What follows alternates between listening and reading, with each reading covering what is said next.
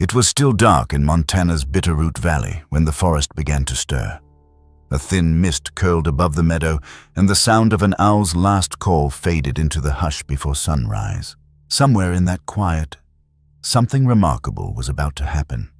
Something that would leave even seasoned wildlife rescuers speechless. A wild bobcat, a creature known for her solitary, secretive life, would step far outside the rules of nature. And in that moment, she would make a choice no one could explain to place her fragile baby in the hands of a man she had never met and never return. This isn't just a story about an animal rescue.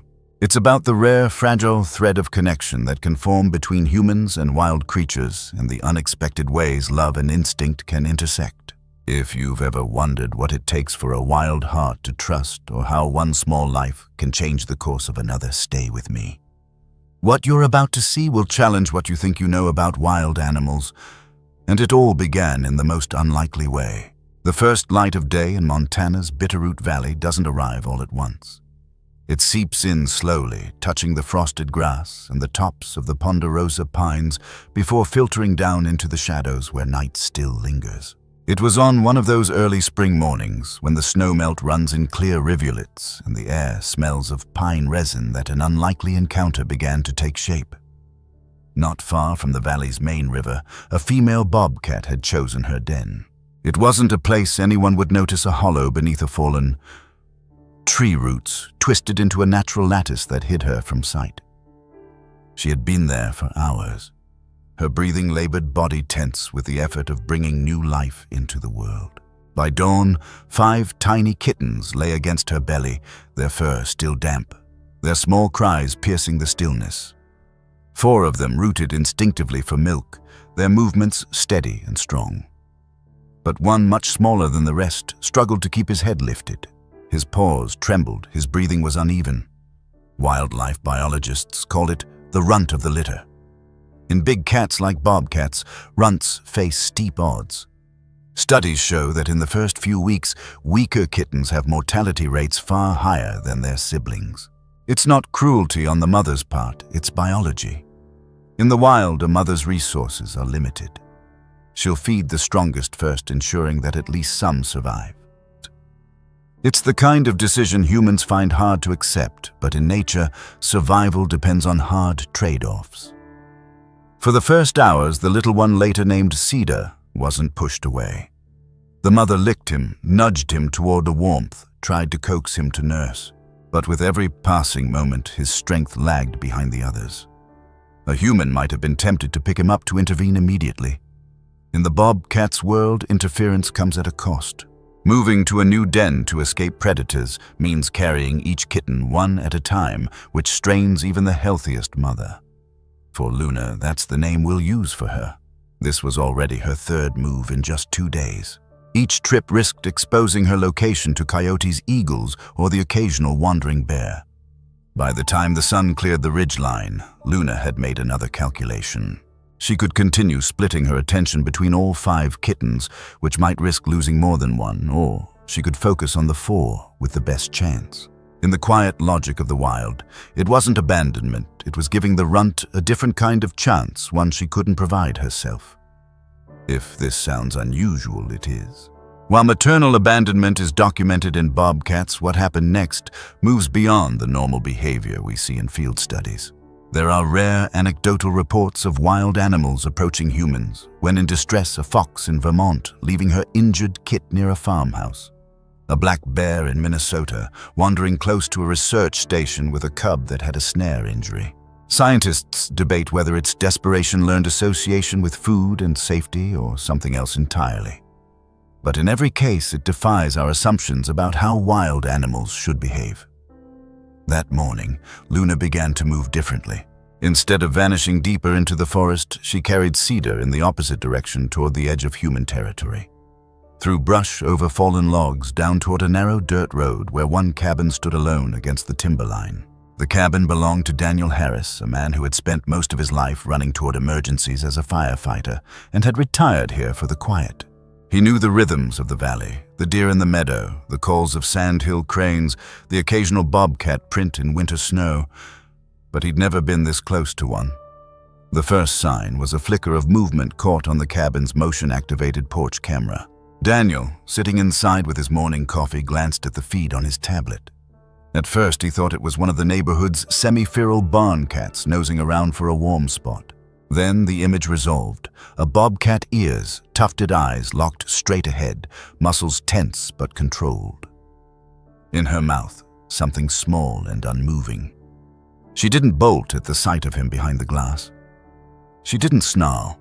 Instead, she stepped deliberately onto the porch, placed the bundle down against the wooden planks, and backed away just far enough to keep him in view.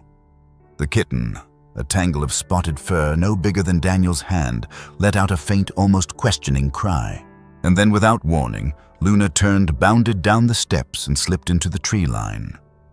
She didn't look back. If you were to freeze that moment, you could make a dozen guesses about what happened.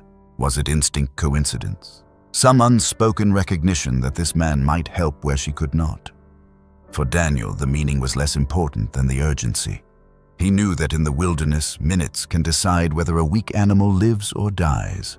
He crouched, careful not to startle the kitten further, and felt the chill of its body even before his fingers touched fur. The heartbeat was fast but uneven, the breaths shallow. There was no time to wonder why or how Luna had come, only time to act. He wrapped cedar in the inside of his flannel shirt against the warmth of his chest and reached for his phone.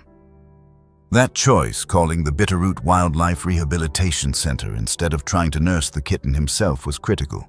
Too often, well-meaning people unknowingly put wild animals at greater risk by offering inappropriate food, keeping them too warm or too cold, or handling them in ways that disrupt natural development. In Montana and most U.S. states, handling wildlife without a permit is illegal for this reason. Rehabilitation centers exist to give the animal the best possible shot at survival and, if possible, return to the wild. In Daniel's case, that call set off a chain of events he couldn't have predicted. He would learn about rescue protocols from the inside out, witness the delicate balance between human intervention and natural instinct, and face the hardest truth about saving wild animals. Sometimes the best thing you can do for them is let them go again. Before we follow Cedar's journey to that rehabilitation center, it's worth pausing on what this first chapter tells us. In the wild, life and death often hinge on quiet decisions, some made by instinct, some by chance, some by the rare overlap of both. For Luna, leaving her kitten here might have been the closest thing to hope she could offer. For Daniel, opening the door that morning wasn't just a rescue, it was the first step in a story that would test his understanding of trust loss and connection. And perhaps for us as observers, there's a small lesson tucked inside that sometimes the most extraordinary acts of care aren't wrapped in the symbols we expect. They can be as simple and as complex as a wild bobcat placing her fragile baby on a stranger's porch, turning away and vanishing into the trees. From here, Cedar's survival would depend on more than luck. It would take medical skill, patience, and the quiet cooperation between people who understood that while you can't tame a wild heart, you can give it the tools it needs to keep beating.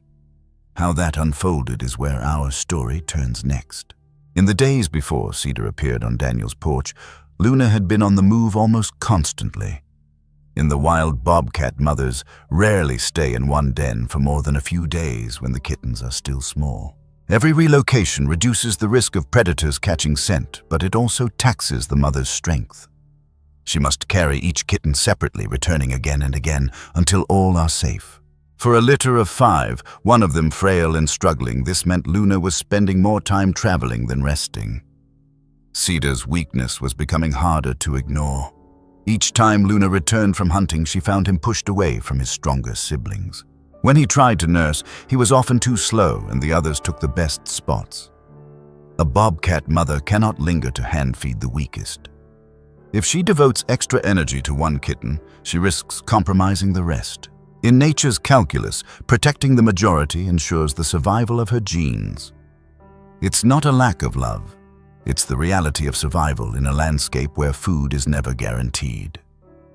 Wildlife biologists have studied this for decades. In one Montana State University field project, researchers observed that in harsh winters, up to 40% of runt kittens in bobcat litters didn't make it past the first month. The most common cause wasn't direct predation, but slow decline from malnutrition and hypothermia. A mother senses this long before it's obvious to us. When her instincts tell her a kitten cannot make the journey, she sometimes makes a choice that looks cold to human eyes. She leaves the weakest behind. But Luna's choice was different.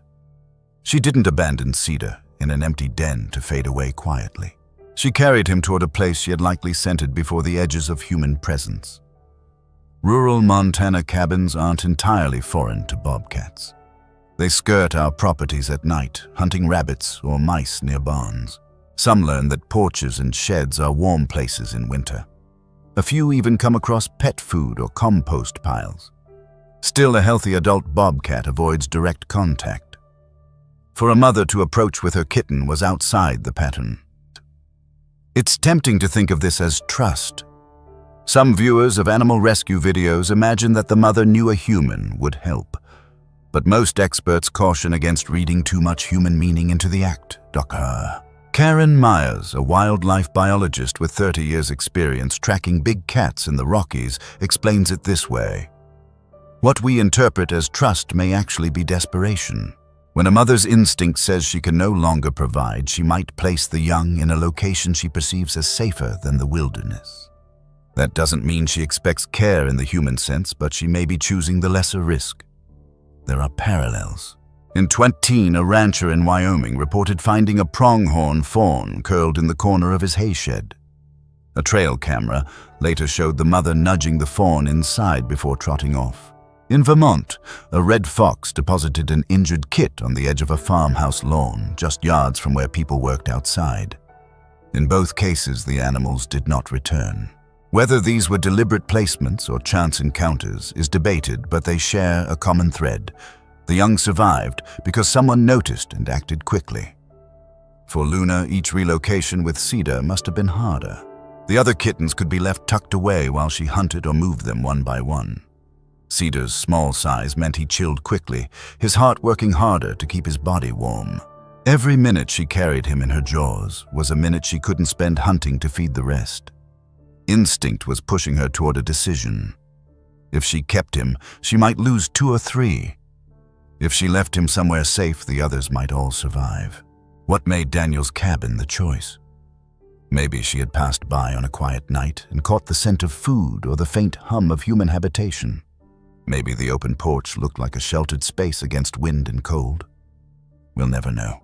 What's clear is that she approached deliberately, not in panic. The porch camera later showed her pausing at the edge of the yard, scanning, then stepping forward with careful, deliberate strides. Cedar dangled limply from her mouth, his paws swinging slightly. She climbed the steps, set him down, and stepped back just enough to watch. For a moment, there was stillness. This was the point where most wild animals would snatch the kitten back and vanish at the first sign of human movement. But when Daniel appeared behind the glass of the cabin door, Luna didn't flee instantly. She held his gaze, ears forward, body coiled, but not retreating. And then, decision made, she turned, moved down the steps, and slipped into the timberline without looking back. There's a small lesson here, one that's easy to miss if we only see the moment as remarkable. In our desire to see ourselves as rescuers, we sometimes forget that wild animals are making choices based on their own complex survival strategies. Luna's act was not surrender in the human sense. It was a reallocation of her energy, a calculated risk to give Cedar an outcome she couldn't provide. In her world, that might have been the closest thing to love, letting go so the others could live, and giving the weakest a different if slim chance. For Daniel, the dilemma looked different. In his hands was a living, breathing creature that moments before had been under the care of its wild mother. Now the responsibility was his. The wrong choice could be fatal. Keeping the kitten and feeding it cow's milk, a common mistake, would cause digestive failure. Handling it too much could leave a scent that disrupted any chance of return. But doing nothing would almost certainly mean death within hours. This is where the path of a human and a wild animal cross, in a way that changes both. Daniel's instincts told him to act, but knowledge mattered too. Years earlier, he'd read a pamphlet at a local ranger station about what to do if you encounter an orphaned wild animal. Don't feed, don't warm too quickly, and contact licensed wildlife rehabilitators immediately. In Montana, handling wildlife without a permit is not only risky, it's illegal. Rehabilitation centers exist for this reason, combining veterinary expertise with the goal of returning animals to the wild whenever possible. So he called. Within minutes, a plan was in motion. The Bitterroot Wildlife Rehabilitation Center would send a team. In the meantime, Daniel kept Cedar tucked inside his shirt, the kitten's tiny heart fluttering unevenly against his chest. He didn't stroke the fur, didn't coo or comfort. Every movement was purposeful, maintaining warmth, limiting stress, buying time. Looking back, Daniel would say that the moment Luna left was the moment the story stopped, belonging only to the wild. It had become a shared responsibility.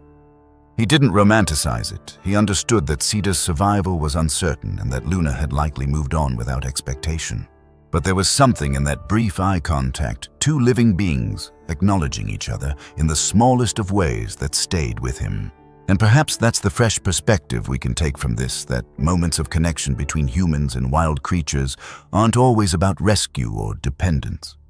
Sometimes they are about recognizing a shared urgency even across the gap of species and instinct. Luna didn't need Daniel to understand her reasons. Daniel didn't need Luna to endorse his actions. But for a few minutes on a porch in the Montana wilderness, their instincts aligned in a way that gave one fragile bobcat kitten a chance at life. From here, Cedar's path would pass into the hands of people trained for this work. What awaited him at the rehabilitation center would be far more than a warm bed and a meal. It would be a carefully structured plan to give him the skills his mother could no longer teach. But as with any rescue, the first step is stabilizing a life that hangs by a thread. And that's exactly where we're headed next.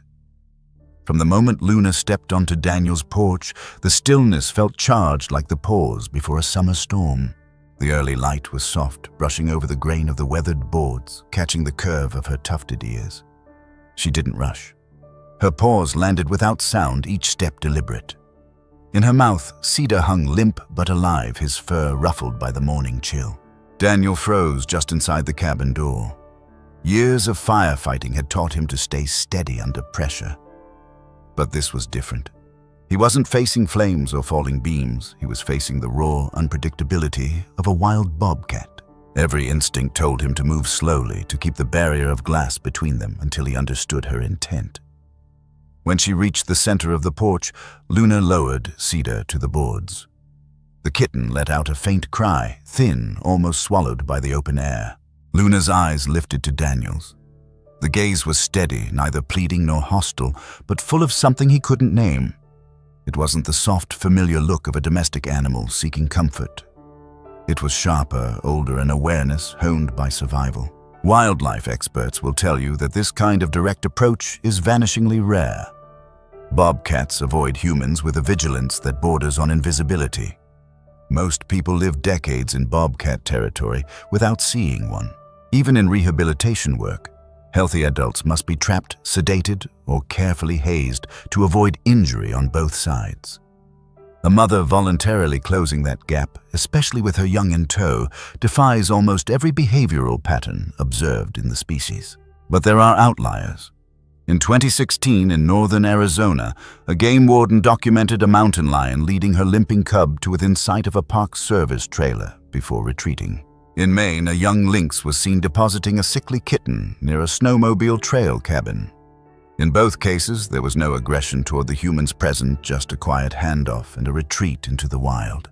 Theories abound: desperate instinct, chance, or even learned behavior from observing other animals interact with human spaces. For Daniel, the theories didn't matter in that moment. His mind was working through practical steps. Keep calm. Observe, wait for her to move away. His hands stayed at his sides, his breathing measured. The goal was not to claim Cedar as his own, but to respond without tipping the balance toward fear or flight. Luna stepped back from the kitten, her body low but relaxed. Her ears flicked toward the forest once, then back to Daniel. For a heartbeat, it felt as if the entire porch existed in a shared bubble. No threat, no chase, no running. Then, as if the decision had been made long before she arrived, Luna turned, descended the steps, and slipped into the trees. It would be tempting to call this trust, but as Dr. Emily Carter from the Bitterroot Wildlife Rehabilitation Center later explained, trust is a human word. In the animal world, it's about perceived safety in a specific moment. She wasn't trusting the man, she was choosing an option she deemed less dangerous than leaving the kitten exposed in the wild. Still, for those witnessing it, the effect felt deeply personal. Daniel waited a full minute before opening the door. Cedar was barely moving his sides, rising and falling with effort. The small body was cooler than it should have been, and the heartbeat under Daniel's fingertips was irregular. He knew enough from his reading and talks with rangers to recognize hypothermia and exhaustion. The lesson was clear: minutes mattered. This is where many well-meaning people make mistakes. They scoop up the animal, wrap it in heavy blankets, and feed it whatever is on hand: milk, meat scraps, even water in unsafe amounts. Each of those actions can be fatal. Overheating a hypothermic animal can cause shock. The wrong food can lead to immediate digestive failure. And human scent can sometimes reduce the chances of reuniting a healthy young animal with its mother. In Cedar's case, Daniel's priority was to stabilize without interfering more than necessary. He tucked the kitten inside his shirt against his chest, letting his own body warmth work gradually, and reached for the phone to call the rehabilitation center. As he waited for the rescue team, Daniel thought about the look in Luna's eyes. It hadn't been relief or gratitude in the way we think of them. It had been something closer to acknowledgement, a recognition that for this kitten, the next move was his. That realization carried a weight. Caring for a wild creature even briefly meant stepping into a role you could never fully own. Your job was to bridge the gap between danger and safety, then step back when the wild could take over again. There's a quiet humility in that idea, and it's one that extends beyond wildlife rescue. In our relationships with people, with animals, even with places we love, there are moments when the greatest act of care is to intervene just enough to give the other a chance without reshaping them into what we want. Luna didn't linger to see what Daniel would do. She didn't try to control the outcome. She acted, then moved on. When the team from the rehabilitation center arrived, Cedar was still curled against Daniel's chest. The transfer was quick: a warm carrier, a soft towel, an initial check of vitals. Daniel stepped back as they worked, feeling both a sense of relief and a strange pang. In less than an hour, the fragile bundle on his porch had become the responsibility of others. As the vehicle pulled away, he stood for a moment on the empty porch. The boards still held the faint impression of Luna's paw prints in the morning frost. Beyond the yard, the forest had closed in again, its edges soft with light. Somewhere out there, Luna was tending to her remaining kittens, the decision behind her. That morning had begun like any other coffee. The slow brightening of the valley, the routine sounds of waking birds. By mid-morning, Daniel had stepped into a story that would follow him for years. And at its heart was a moment that didn't fit neatly into human categories. Not friendship, not domestication, but a brief unspoken alignment between the needs of the wild and the capacity of a human to respond. Cedar's journey was now in motion, but the hardest part was still ahead. The rehabilitation center could offer warmth, food, and medical care, but surviving in the wild requires far more than a healed body. It demands instincts sharpened by experienced skills learned in the field, and the resilience to face predators, hunger, and the changing seasons. The work to prepare Cedar for that life would begin the moment he arrived, and for Daniel the story was far from over. In the days and weeks ahead, he would find himself drawn to the center, offering help where he could, learning the rhythms of animal care, and beginning to see the delicate balance between compassion and letting go. Next, we'll step inside the Bitterroot Wildlife Rehabilitation Center and see exactly what happens in those first critical hours, the protocols that save lives, the decisions that determine whether a wild animal can return home, and the careful dance between human care and wild independence. This is where Cedar's fight to survive truly began. The white truck from Bitterroot Wildlife Rehabilitation Center pulled up to Daniel's cabin within 40 minutes. The kind of response time you only get when people on the other end understand exactly how short the window is for saving a wild kitten on the brink. Two people stepped out, a young intern carrying a padded carrier and Dr. Emily Carter, the center's lead veterinarian. She moved with the calm focus of someone who had done this hundreds of times, yet treated each case as if it were the only one. Daniel handed Cedar over without hesitation. The little bobcat was still tucked inside his flannel shirt, heartbeat light and irregular against his palm. Emily accepted him with a gentle, practiced grip, already scanning his condition, fur texture, breathing rhythm, body temperature, all in seconds. She didn't coo or fuss, but her eyes softened when Cedar stirred weakly. "He's cold, hypothermic. Let's get him to the center now," she said, motioning for Daniel to follow if he wished. Inside the truck, Cedar was placed in a small incubator box, pre-warmed to 85 degrees. The temperature carefully set to raise his core heat slowly. Emily explained on the way, "Too fast and you shock the system. Too slow and you lose them before the body can stabilize." It was the first of many small lessons Daniel would absorb in wildlife rescue. Precision often matters more than speed. The Bitterroot Wildlife Rehabilitation Center sat at the edge of a wide meadow bordered by forest. From the outside, it looked like a cluster of barns and sheds, but inside it was a network of purpose-built rooms, some for birds of prey, others for small mammals, and a section set apart for carnivores like foxes, lynx, and bobcats. Cedar was carried straight into the intake room. The protocol here was methodical. Initial triage, a quick but thorough check of vitals, including temperature, heart rate, respiration. Medical assessment. Listening for murmurs or irregular beats. Checking eyes and gums for hydration and oxygen levels, testing reflexes. Stabilization. Fluids for dehydration. Slow warming oxygen if needed. Documentation. Every finding logged, every treatment timed, photos for records. Legal compliance. Notifying Montana Fish, Wildlife and Parks of the intake, assigning a case number. Cedar's exam revealed more than just hypothermia and dehydration. Emily frowned slightly as she listened to his chest. "There's a murmur," she said.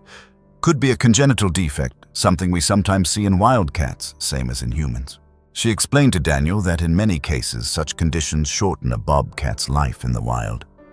But some individuals adapt, especially if they have a secure territory and consistent prey. This wasn't just medical theory for Emily.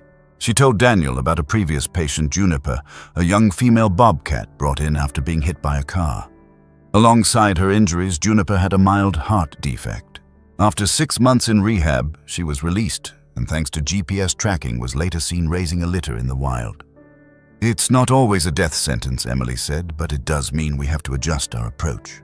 As Cedar's fluids dripped in and his body temperature began to climb, the team moved to the next stage, feeding.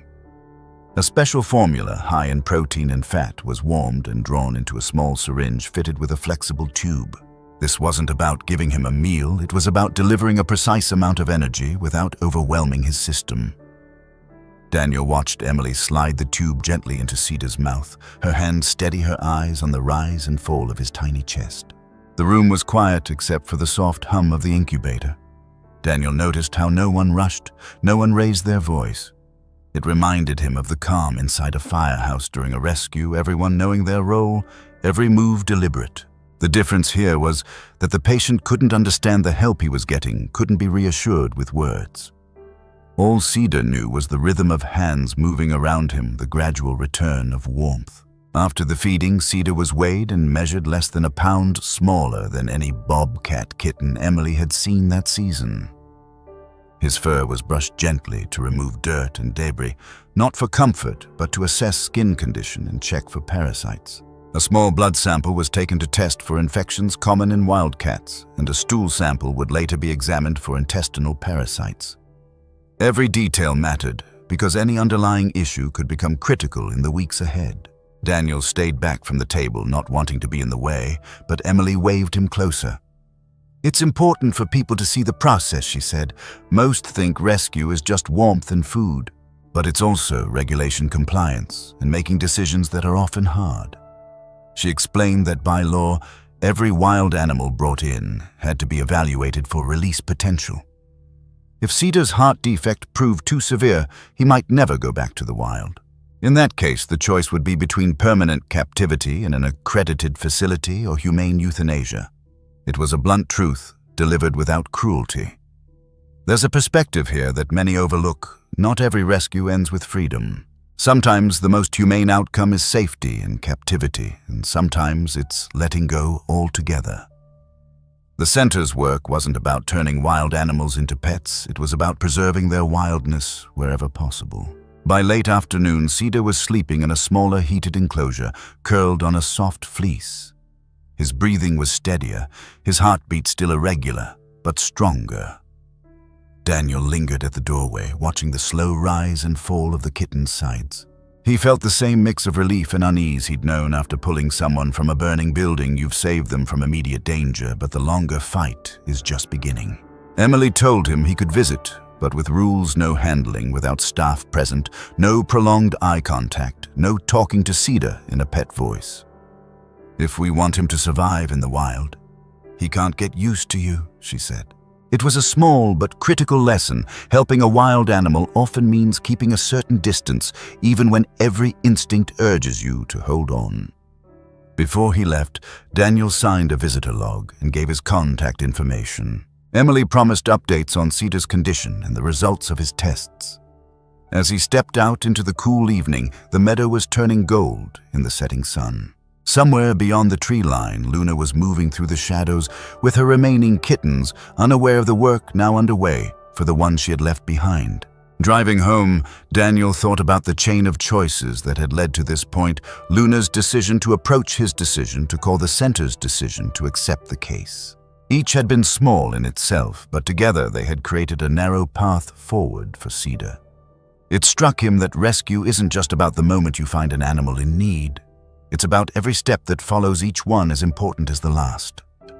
Cedar's survival would depend on what happened in the coming days, whether he could gain weight, whether his heart could sustain the effort of growing, whether he could learn the skills his mother would have taught. Those questions couldn't be answered yet. But the first hurdle had been cleared, and for now, that was enough. In the next stage of his recovery, the focus would shift from stabilizing his body to building his strength and instincts. And in that process, Daniel would begin to understand just how much work and patience it takes to prepare a wild heart to return to the place it belongs. The first week was about survival. Hourly feedings, careful monitoring of Cedar's body temperature, constant adjustments to his tiny world. But once he began holding his head up for longer than a few seconds, the focus slowly shifted. The team at Bitterroot Wildlife Rehabilitation Center knew that saving a wild bobcat's life was only the first chapter. The next would decide whether that life could return to the wild. Emily explained it to Daniel during one of his early visits. Our goal isn't to make him comfortable here. It's to prepare him for a life that will never include us. That meant every step was designed to build not just strength, but independence. No cooing, no petting, no human comfort. Instead, every interaction mimicked something he would encounter in nature: how to find food, how to recognize danger, how to move silently. Cedar's first exercise area was a small outdoor pen with natural ground cover shaded by spruce branches.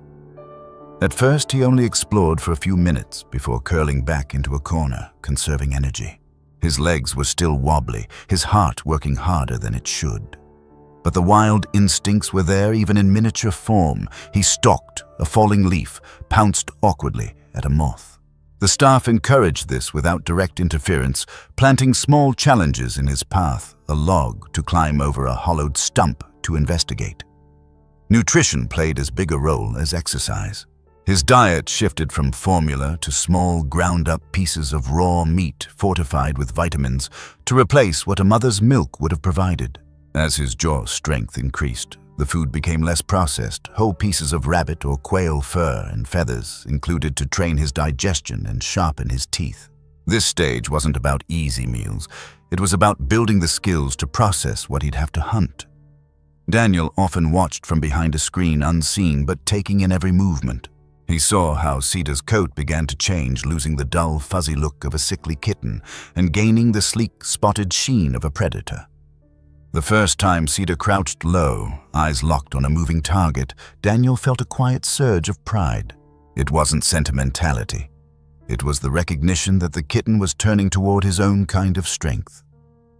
Wildlife biologists say that hunting is less about raw speed and more about patience and timing.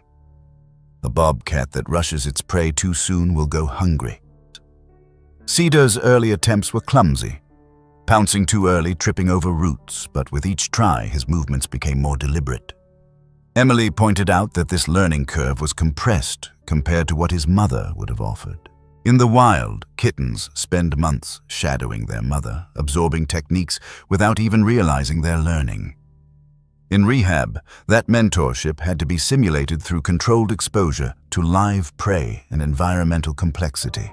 One afternoon, Daniel was there when Cedar encountered his first live mouse in the pen. At first, he seemed unsure, sniffing the air following the tiny movements in the grass. Then, without prompting, he dropped low tail flicking once before going still. The mouse darted. Cedar sprang, and in a quick, decisive motion, it was over. The moment was both startling and deeply reassuring. Predatory instinct, even in a kitten born weak, had taken hold. There's a lesson here, one that applies well beyond wildlife. Care potential is often hidden until the right environment draws it out. Cedar had been the smallest, the weakest, the one left behind. Yet, given space, challenge, and the right kind of support, he began to reveal strengths no one could have seen on that cold morning when Luna walked away. Emily often reminded the interns that not every animal in their care would get to this point. Some never developed the necessary coordination or fear of humans. Others recovered physically but lacked the mental sharpness to survive on their own. That's why Cedar's progress mattered. It wasn't just weight gain or muscle tone, but the growth of wild instincts essential for life beyond the enclosure. As months passed, Cedar graduated to a larger pen, this one half an acre with dense cover rocks for climbing and a shallow stream. Feeding shifted again, no more easy drops of food in a dish. Now meals were hidden in logs, buried under leaves, or placed high to encourage climbing. Sometimes the staff released small prey animals into the enclosure, letting Cedar use his senses to locate and capture them. Each successful hunt was logged not for sport, but as a measure of readiness. Daniel noticed something else during these visits. Cedar no longer lingered near the human side of the enclosure. Where once he might have glanced toward the movement beyond the fence, now he ignored it completely, focused on scents, sounds, and shadows in his own space. That detachment was a victory.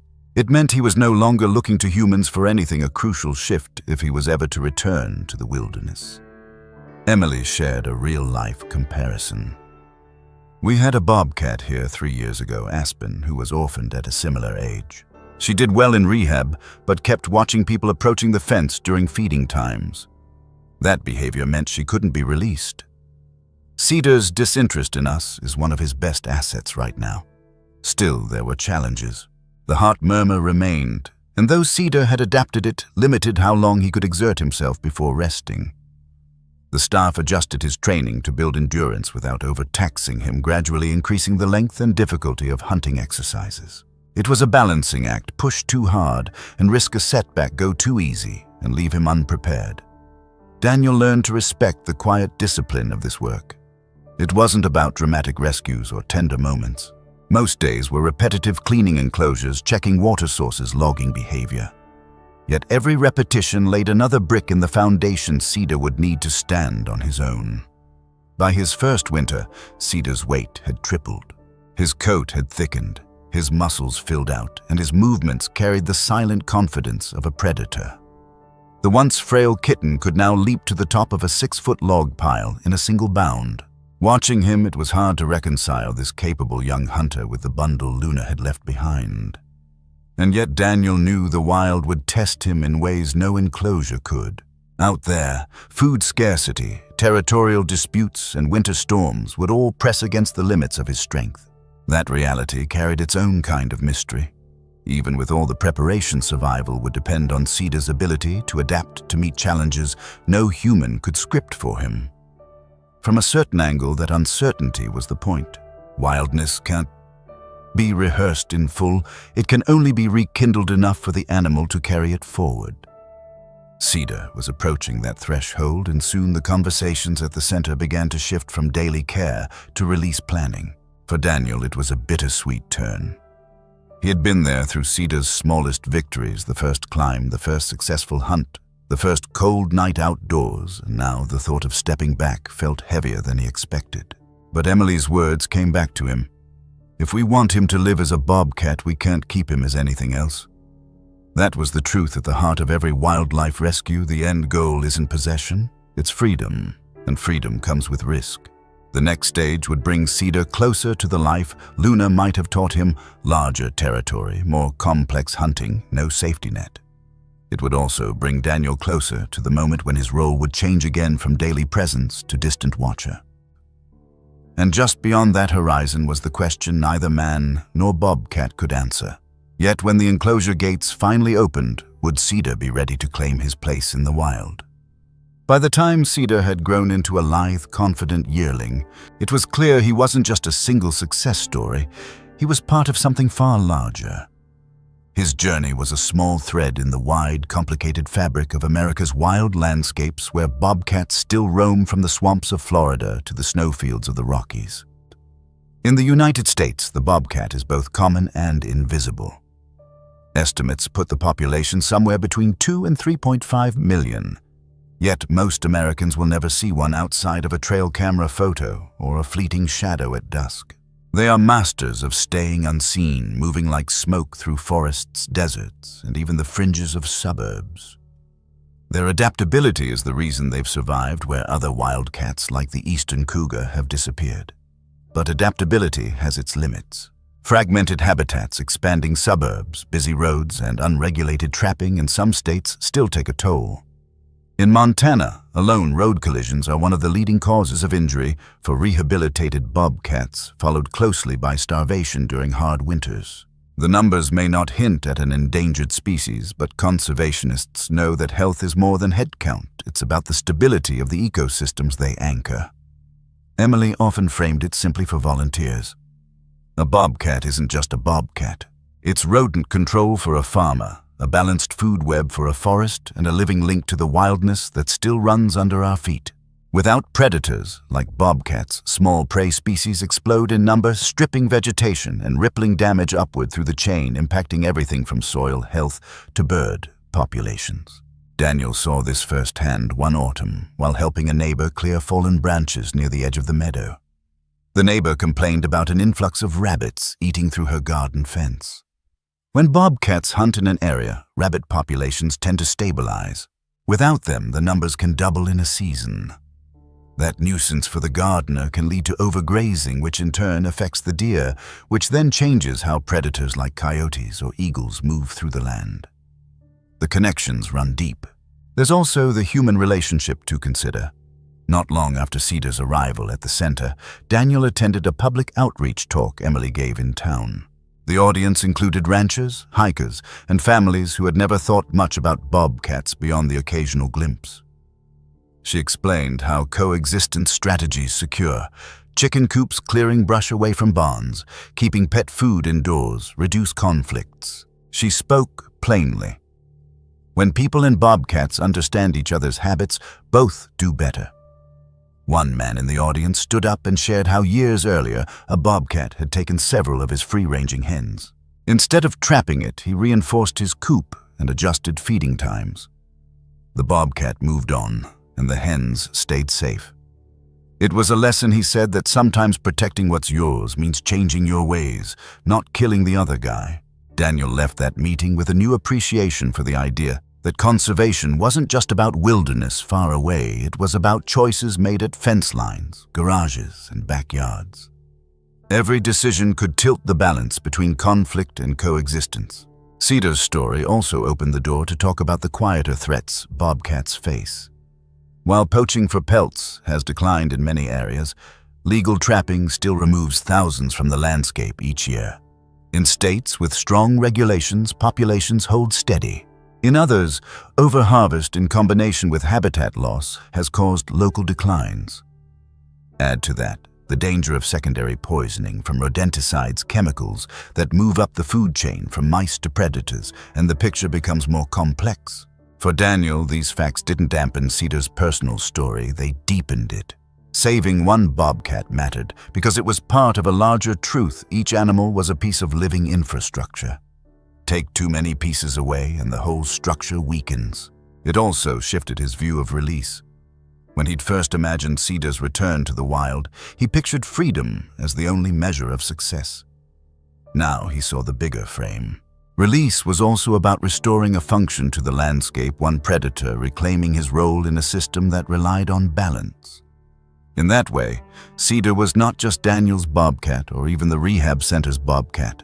He was Bitterroot Valley's bobcat, carrying with him a role shaped by centuries of quiet predation. Emily sometimes reminded her team of a real-life parallel years earlier. The center had rehabilitated a female bobcat they called Willow. After release trail cameras showed her establishing a territory near a wetland plagued by invasive nutria. Within a year, nutria sightings dropped dramatically. Willow's return had tipped a local ecosystem back toward health, one rabbit and rodent at a time. Stories like Willow's and Cedar's held a simple lesson. Conservation isn't always about grand gestures. Often it's about the slow, deliberate act of returning what was taken one individual at a time until the whole is stronger. Daniel began to think about the valley differently. The ridgelines weren't just scenic, they were travel corridors. The aspen groves weren't just pretty in fall, they were cover for prey species. Even the quiet stream behind his cabin was part of the network, offering water to everything from field mice to mountain lions. It was a living map, and Cedar's return would redraw part of it. That awareness changed how Daniel moved through his own property. He cleared debris near the porch to avoid attracting rodents that could draw predators too close to human spaces. He worked with neighbors to install signs warning drivers about wildlife crossings. Small steps, but each a way of making the shared landscape safer for both sides. From a fresh perspective, Cedar's rehabilitation was never just about teaching one bobcat to hunt. It was about reminding a community how to live alongside the wild without diminishing it. It's easy to forget that coexistence is a choice made daily, often in quiet ways no one celebrates. As Cedar neared readiness for the largest enclosure, a space designed to mimic open hunting grounds, the talk at the center turned to his eventual release site. The goal was to find a territory with low human density, abundant prey, and connectivity to other protected lands. That choice mattered as much as the months of training. Release into the wrong place could undo everything. Daniel listened to the discussions with a growing mix of pride and unease. Pride in how far Cedar had come, unease at the knowledge that his safety net would soon be gone. But that was the arc of every successful rescue. The point was never to keep, only to return. The next stage would test Cedar in ways even the best designed enclosure couldn't replicate. The gates would open, and he'd face real prey that could evade him, weather that offered no shelter, and competitors who wouldn't yield territory without a fight. That was the truth of the wild. No guarantees, only opportunities. And so the center's work shifted again toward preparing Cedar not just for survival, but for independence. Larger hunts, less human presence, and an environment that demanded every instinct he had sharpened. Soon Daniel would see the culmination of more than a year's work the moment Cedar stepped into the wild that had been waiting for him all along. The morning of Cedar's release began without ceremony. There were no speeches, no applause, just the quiet efficiency of people who understood that the best goodbyes in wildlife work are the ones that happen quickly. The sun was still low over the Bitterroot Valley, casting a pale gold across the frost, when Daniel pulled into the rehabilitation center one last time. Cedar was already in the transport crate, a solid steel frame with padded sides. He paced once, then settled into a crouch. The air between them was different now. Months earlier, Cedar would have met Daniel's gaze with open curiosity. Today, he didn't look at him at all. Emily saw Daniel notice and said gently, "That's what we want. If he's not looking to you for anything, we've done our job." The chosen release site was 20 miles from the center, a stretch of public land connected to national forest thick with pine and aspen cut through by game trails and streams. Trail cameras had recorded only occasional signs of larger predators, and rabbit populations were high. Most importantly, the area linked to a wider corridor, a protected habitat giving Cedar the chance to roam and establish territory without crossing dangerous human boundaries. During the drive, Emily reviewed the steps once more. The GPS collar already fitted and tested would send location data twice a day for the first 3 months, then once daily after that. It would drop off after a year, leaving no trace. "It's not to track him like a pet," she said. "It's to know whether our methods work and to step in only if something's gone wrong in those first fragile weeks." At the release site, the crate was lifted out and set facing the tree line. Daniel and the team stepped back. There was no rush to open the door. Cedar needed a moment to scent the air, to feel the cold ground beneath him. When Emily finally unlatched the door, he stayed still for several seconds. Muscles taut, eyes scanning the new world. Then, with a movement so sudden it startled even Daniel, he leapt forward, clearing the crate and landing in the tall grass without a sound. It wasn't a dash into the distance. Cedar moved in bursts, 10 yards, pause. Scan, each step deliberate. Within a minute, his coat was swallowed by the shadows, and only the faintest flicker of movement marked his passage. The forest took him back as if it had been holding space for him all along. The drive back was quiet. Daniel kept his eyes on the side of the road, scanning for a glimpse he knew wouldn't come. Letting go, he realized, didn't happen at the moment the door opened. It happened in the hours afterward, when the absence settled in and the questions began. Would Cedar find enough food? Would his heart hold out through the winter? Would he know to avoid the highway that cut through the lower valley? The risks were real, and not just for Cedar. Every release carries a weight of uncertainty. In the wild, half of all young bobcats don't survive their first year. Some fall to predators, others to starvation, others to human conflict. Rehab can tip the odds in their favor, but it can't erase them. Emily had been honest from the start. "We prepare them as best we can. After that, the land decides." There was a story she sometimes shared with new volunteers about a male bobcat named Ridge, released 2 years before Cedar's arrival. Ridge had adapted quickly, establishing a territory along a ridgeline, rich in snowshoe hares. But in his second winter, deep snow forced him to range further. He crossed a frozen river, ventured too close to a ranch, and was killed by a larger predator. It wasn't failure, Emily told them. It was the wild working as it always has. Our role is to give them the chance to try. Daniel thought of that when he saw the first GPS ping from Cedar 3 days later. He was still within the release zone, moving in a pattern that suggested he was mapping the area. By the second week, the data showed small loops, likely hunting forays returning to a central location. Then, in the third week, a longer move to the east. The map of his life was beginning to form, point by point. Trail camera footage arrived in the fourth week, Cedar slipping through the edge of a clearing, tail low, eyes bright. He looked leaner but strong. In one clip, he paused to scent the air, then vanished in 2 bounds. Watching that short video, Daniel felt both relief and a kind of awe. Cedar wasn't the kitten on the porch anymore. He was a bobcat in full, shaped by months of preparation, now shaping himself against the demands of his territory.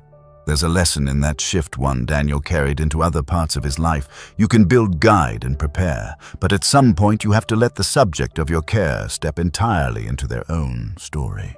It's a truth that applies to wild animals, to children, to any bond where holding on too long risks stalling the very growth you worked to nurture.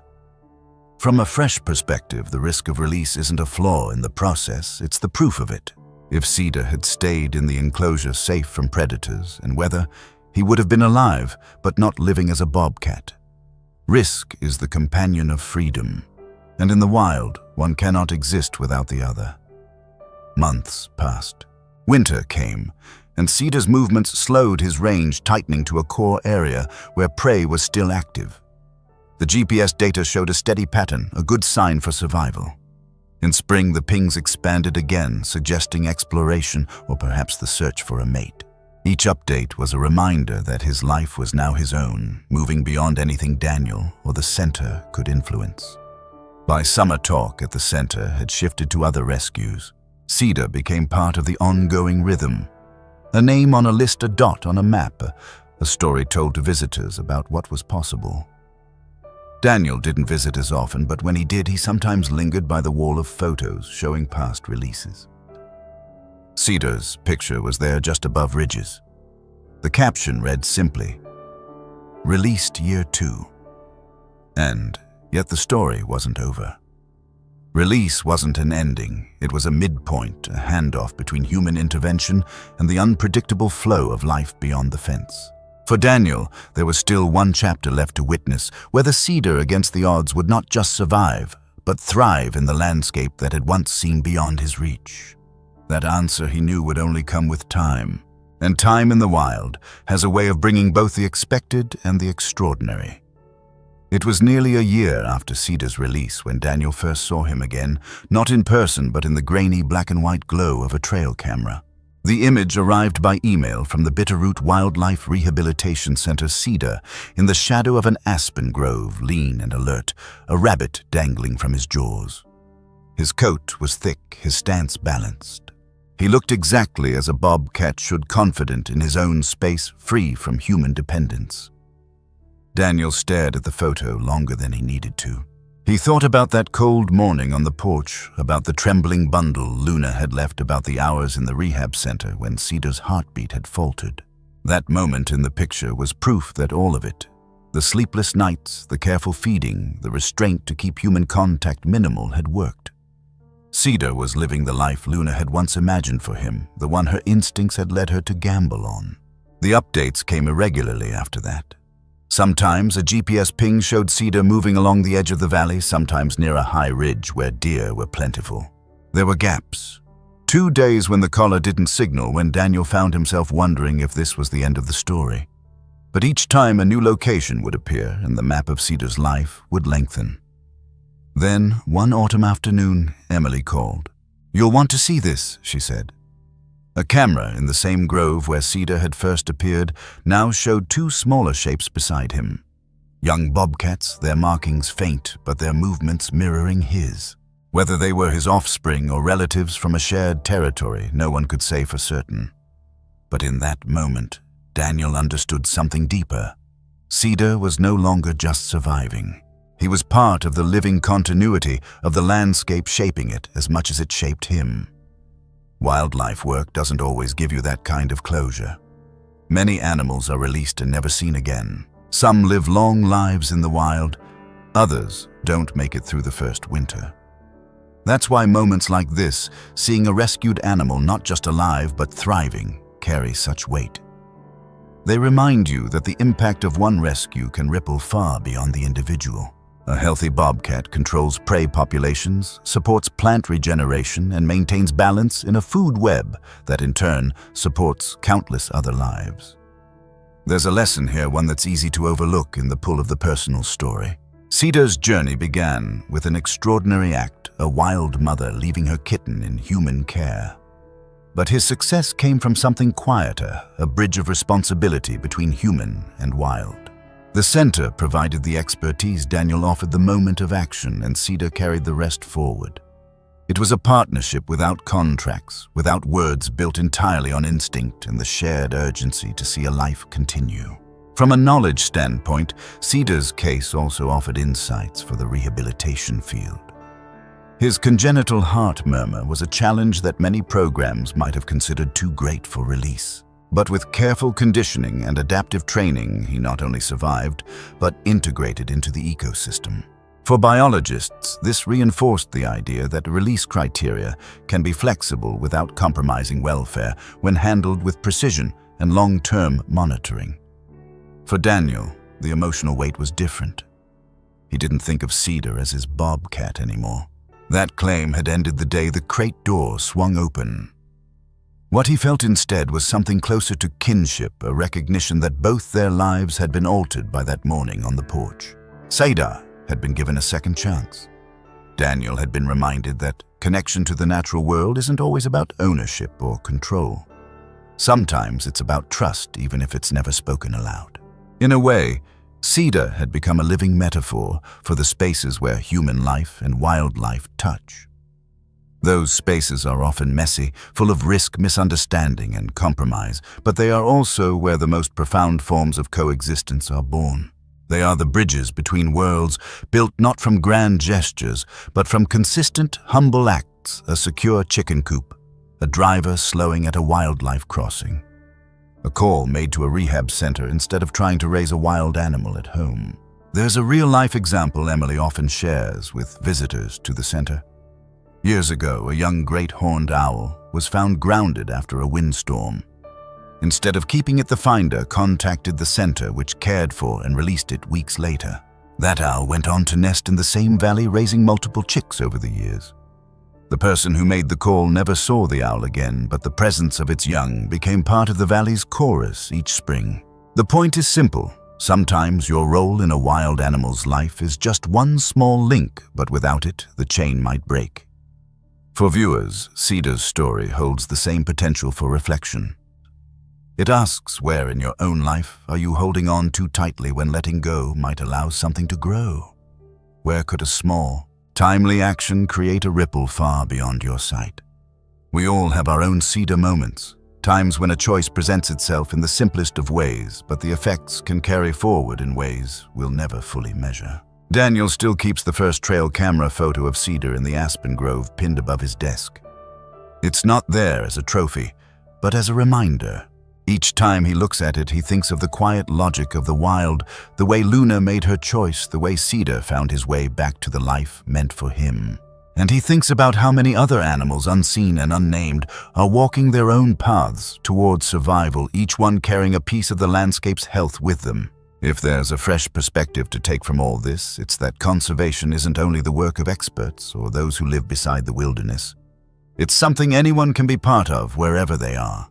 It might be as simple as learning about the wild species in your area, making your yard safer for migrating birds, or supporting organizations that rehabilitate and release animals like Cedar. Every action adds a plank to that bridge between worlds. And so Cedar's story closes in the place it began, with a choice made in the quiet. Luna chose to leave him. Daniel chose to help. The rehab team chose to commit months of work. Each decision was a step toward a moment that none of them could have guaranteed, but all of them made possible. That is what it means to build a bridge one step at a time across uncertainty towards something worth reaching. Now it's your turn to think about the bridges in your life. What wildness do you want to protect? What connections do you want to keep alive? If Cedar's journey has made you see the natural world a little differently, if it's reminded you that trust and care can pass between species as easily as between people, then take a moment to reflect on how you can be part of that. And if this story touched you, if it stirred something worth carrying forward, please like this video.